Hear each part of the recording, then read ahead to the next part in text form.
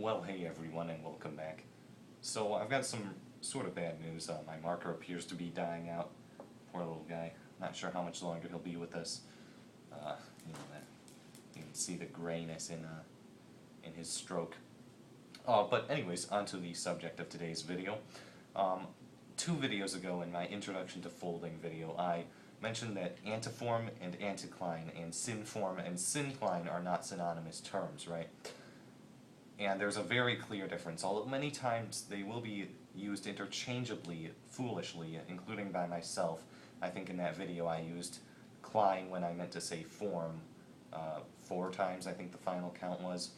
And when I first started learning about synclines and anticlines, I just used the terms completely interchangeably. And it is that way for a reason, because most anticlines are antiforms, as we'll learn, and most synclines are synforms, but it's not always the case. So let's start by defining what an anticline and what a syncline is.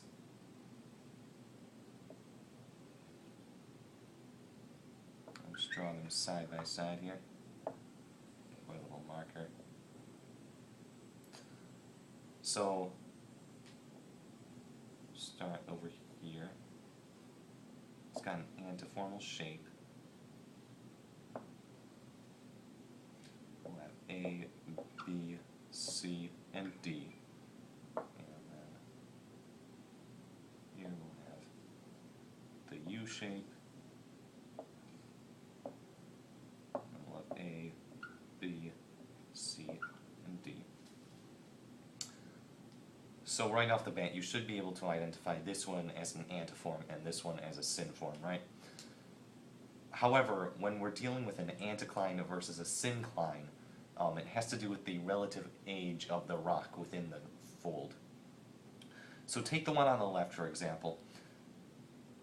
Just by using relative dating methods, such as the law of superposition, we can say that A is the youngest because it's on top, right? Followed by B, followed by C, and then D is the oldest, and that's important. An anticline is any fold in which the oldest rock is in the middle of the fold. So this one is an anticline.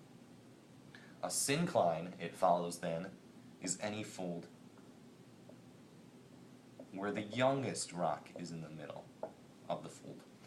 So, just by using our law of superposition again, A is above B, is above C, is above D.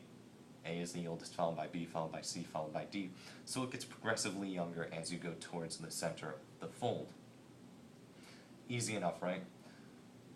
So, like I said, in many cases an anticline is going to be what's called an antiformal anticline, and a syncline is going to be what's called a synformal syncline. I mean, just by looking at this picture you can tell, yeah, it's an anticline and an antiform, and in this case it's a syncline and a synform. And this is the way it's going to be most of the time. However, as I've said a lot, in geology things don't work out in the ideal most of the time scenario. So, let's just imagine we've got an antiformal anticline to start with, right? We'll just draw a little 2D cross-sectional diagram over here. And then we've got a antiformal anticline, right? Label those similarly A, B, C, and D. And once again, just by relative dating, we can say D is the oldest, followed by C, followed by B, followed by A. So, antiformal anticline.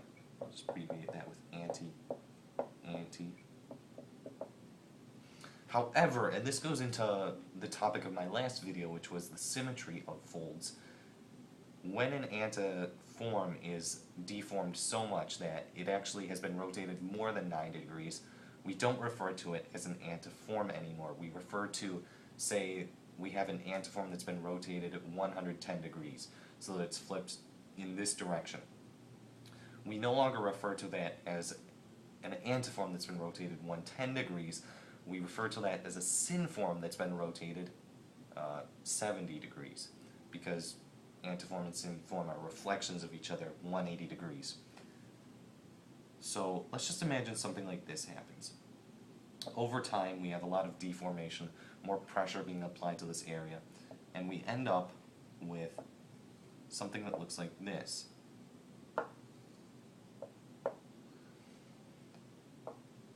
It actually gets rotated almost a full 180 degrees, and now D is here, C is here, B is here, and A is down here. Well, right off the bat you look at that and you say, well, that's a synform. Ah, and it's a synform, but it's not a syncline. Because recall from this that if this is just after one folding process has taken place, D must be older than the rest. So in this case, D is still older than the rest, and it's still in the middle. Therefore, it's a synformal anticline. And that's how you can get something that is an anticline but isn't antiformal. And if you just saw this, let's say you had no clue about the geologic history of this piece, if this piece wasn't given to you, then you could determine whether, well, you would know right off the bat it's synformal, but you could determine whether it's a syncline or an anticline by simply using, say, radiometric dating to get the ages, the exact ages of these rock. And if D checks out to be the oldest, then you know that's an anticline, and that shows a history of a wildly large amount of pressure being applied to this area, and multiple episodes of it too. Okay, just because, I guess I'll give an example of a syncline that undergoes a similar process. So let's just say we got this syncline shape here. Poor Marker is really not liking this. He wants me to just end the video. So we've got A, B, C, and D. And, you know, using relative dating, we can say that A is most likely older than B, C, and, or excuse me, younger than B, C, and D. And if we were to radiometric date, say, we could get the exact amount. But in this case, A is the youngest. So that is a synformal syncline. However, once again, time passes by, subjected to a lot more pressure, say, and we end up with something like this. Now it's an antiform, and now D's up here, B is here, C is here, and A is here. It's an antiform. However, since A is still the youngest, you can change the positions of the rocks, but you can't change their age. A is still the youngest, and it's still in the middle, so it is a syncline, right? So effectively, if you have a given region of interest, and you know that it's a syncline or an anticline, that cannot be changed no matter how much, well, unless you deform it so much that it's no longer a fold. But assuming you're just applying more pressure and shifting the shape of the fold, then it's always going to be what it initially was, whether that's an anticline or a syncline. Excuse me, an anticline or a syncline. However, the shape of it, which we use the terms synform and antiform to describe, that can be altered, and that's the key difference between the two. So hopefully I cleared up some misconceptions. Anticline is almost always synonymous with antiform. However, you can't just use the terms carelessly and interchangeably, because cases like these do exist where you actually will have an antiformal syncline or a synformal anticline. But anyways, hopefully that was informative, otherwise good review. Hope you guys all enjoyed, and I'll see you all in the next video. Ciao.